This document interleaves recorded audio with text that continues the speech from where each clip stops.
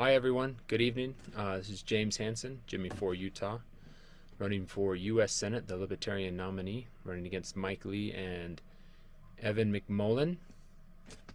Okay, I think I'm live now. Hi everybody, good evening. Jimmy Hansen here. Sorry, still learning how to use this whole Facebook Live thing. Anywho's, the topic for tonight is I want to talk about public education and some ways we could increase freedom and choice for for the people here in Utah and across the nation. So first off, I want to preface tonight's discussion by saying I am a public school teacher, and so maybe I'm biased. Just know that I've been teaching school for 8 years here in the state of Utah, and really enjoy it. It's a pretty good gig. Anywho's, public education. We spend about 15,000, if we averaged all the spending, about 15,000 per pupil here in the United States. About $800 billion a year, I believe, is the total amount of money spent on education. And of course, that's not all federal dollars. A lot of that's state dollars. But some states spend more on education than other states. As far as comparative to the rest of the world, we come in about fourth for spending per pupil. However, our outcomes, we rank around 20th to 30th, depending on the category, in like reading, math, science, on international tests that score students from each country. So we spend a lot of money, but we don't have the best outcomes. So that there's definitely room for improvement for sure. And what's the best way to get there? Honestly, I think who scores the highest? Well, it's like China and Singapore are right up there. South Korea, I believe Japan is pretty high, and then I think Finland and maybe it's Denmark. Some of your Scandinavian countries are pretty high as well. So we could look at what they're doing. Though, at the end of the day, I don't know that like the highest test scores are the thing to chase.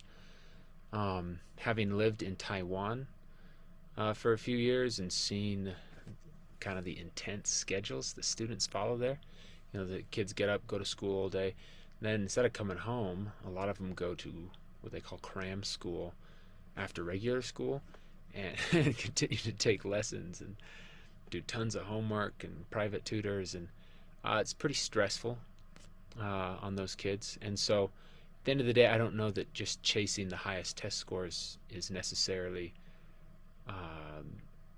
the ultimate metric, I suppose. It's definitely something to look at, but it's definitely not the only thing we should be looking at. I think student satisfaction is pretty important. How happy are our students? How inspired, are they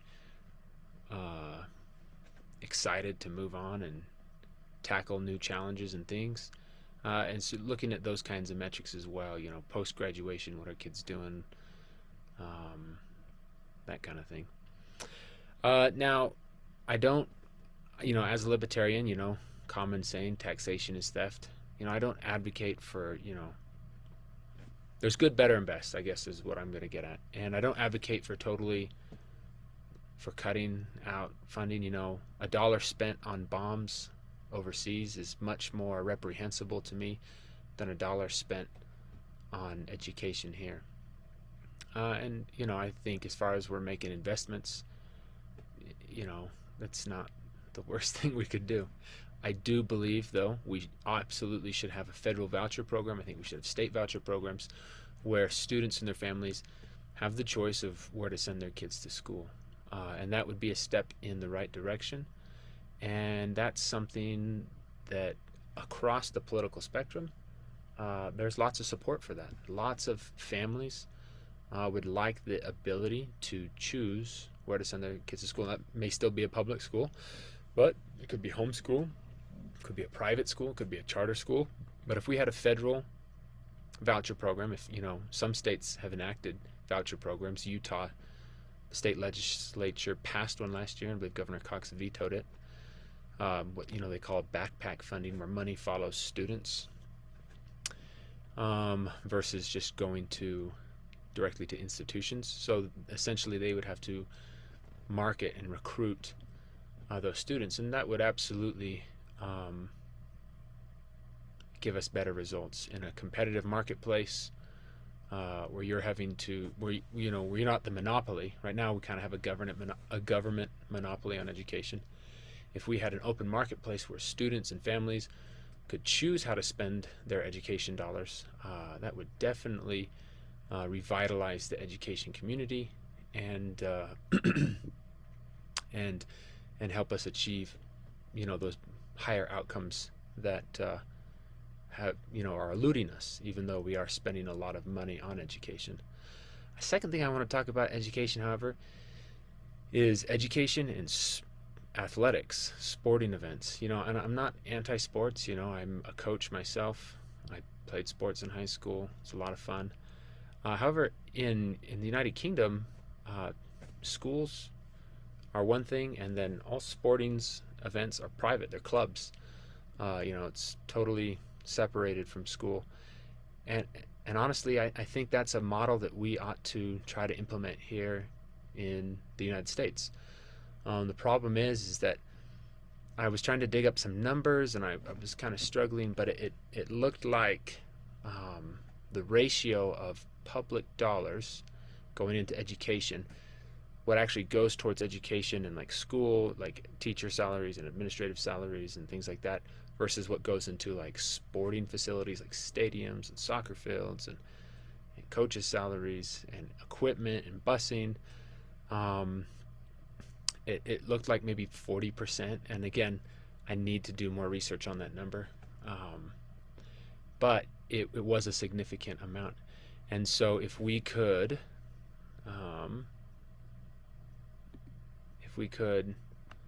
separate those two things, I absolutely think sporting events should be privately funded. And here's why. I also did band and choir going to school, and we didn't get equal funding. The school I was just teaching at before here, I know their band program, an orchestra program, those kids had to fundraise like crazy to buy their instruments and to pay for their trips, versus the athletic programs were automatically getting funding and support from public dollars. And that's not fair. Let's say you're paying taxes and your kids go to school, and just because your kids aren't athletes, they're not getting equal access to those dollars for their interests, which are just as valid and important as athletics. And so I would advocate for a separation of athletics and education, and let athletics go into the private sector 100%. And I think that would do a couple of things. A, significant savings. We would have all of the dollars going to education actually going to education. Two, athletics honestly can be a huge disruption at school. Kids are constantly getting pulled out.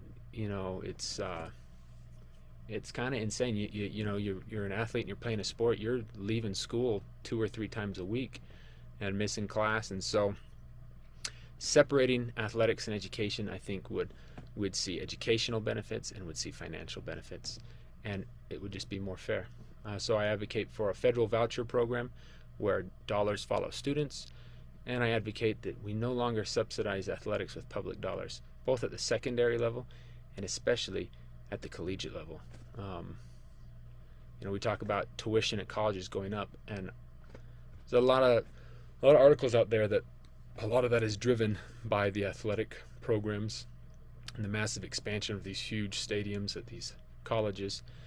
And those are publicly funded, and they should be privately funded. Shouldn't be publicly funded, because it's not a public good.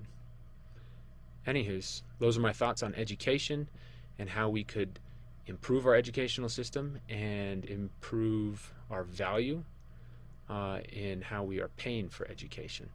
Anywho's, drop a comment. Let me know what you think about education. here in the United States of America. And what do you think about these ideas? Anywho's, thanks for listening and watching this, and I'll see you later.